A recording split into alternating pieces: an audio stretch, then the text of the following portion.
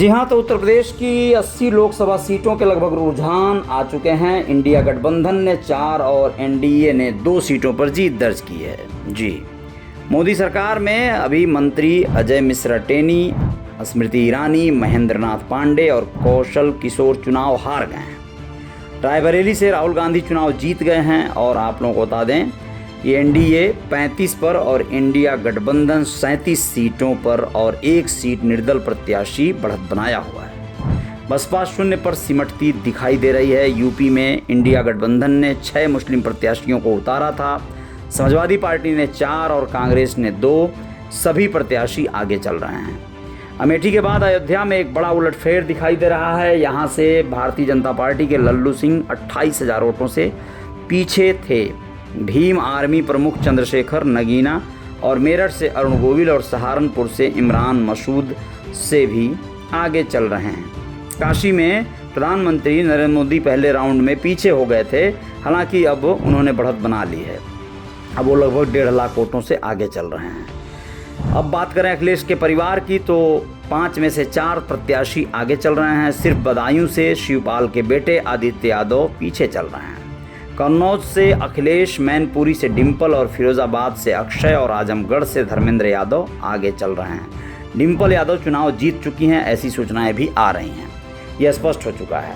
अब आप लोगों को ये बता दें कि अमेठी के केएल शर्मा चुनाव जीत गए हैं। उन्होंने केंद्रीय मंत्री स्मृति ईरानी को 1,30,000 वोटों से हरा दिया है। अब आप लोग ये जान लीजिए कि उन्नाव में साक्षी महाराज 28,000 वोटों से जीत गए हैं। उन्होंने सपा के अनु टंडन को 28,000 वोटों से हरा दिया।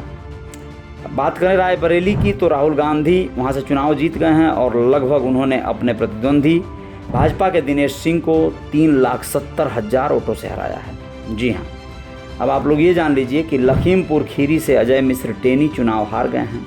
समाजवादी पार्टी के उत्कर्ष वर्मा ने उन्हें 30,000 वोटों से हरा दिया चुनाव। प्रतापगढ़ से समाजवादी पार्टी के प्रत्याशी शिवपाल सिंह 47,000 वोट से आगे हैं।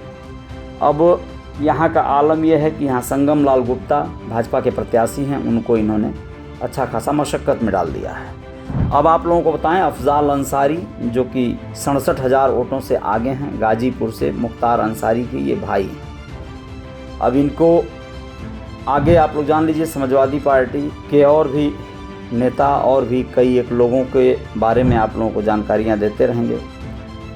जिन प्रत्याशियों ने जो आगे बढ़त बनाई हुई है इंडिया गठबंधन के हैं, उनमें हैं आजमगढ़ से धर्मेंद्र यादव, लालगंज से दरोगा प्रसाद सरोज, जौनपुर से बाबू सिंह कुशवाहा, मछली शहर से प्रिया सरोज, घोसी से राजीव राय, गाजीपुर अफजाल अंसारी, बलिया सनातन मिश्रा, भदोही से विनोद कुमार बिंद और मिर्ज़ापुर से अनुप्रिया पटेल आगे चल रही हैं। ये सभी लोग गठबंधन के प्रत्याशी हैं।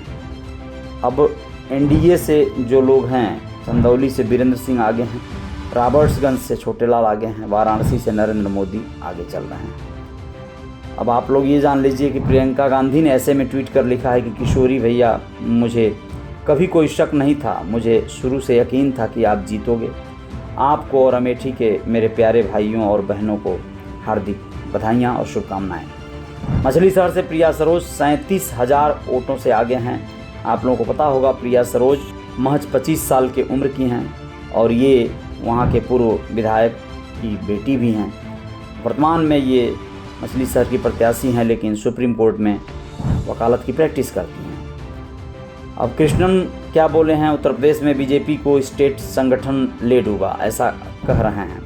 ये वही कृष्णन हैं, आचार्य प्रमोद कृष्णन, जो कि कह रहे थे कुछ दिन पहले कि राहुल अब गुफा में तपस्या करने जाएंगे, गुफा की तलाश जारी है। वे कह रहे हैं कि यूपी में भाजपा की इस हालत का जिम्मेदार भाजपा का स्टेट संगठन है, यानी राज्य संगठन, जो चुनावों में पूरी तरह से निष्क्रिय नजर आया।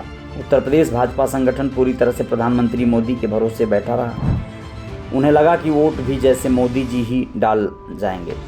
संगठन के हिंदू बाहुल्य क्षेत्रों में वोटर्स को बूथ तक ले जाने के लिए कोई कोशिशें नहीं की गईं। यही कारण है कि पहले 2 चरणों में हिंदू बाहुल्य सीटों पर भी मतदान प्रतिशत कम रहा। यह आलम रहे। अलग अलग तरह के अलग अलग बातों को आप लोग ध्यान में रखिएगा और बने रहिएगा। आएंगे और स्पष्टीकरण लेकर।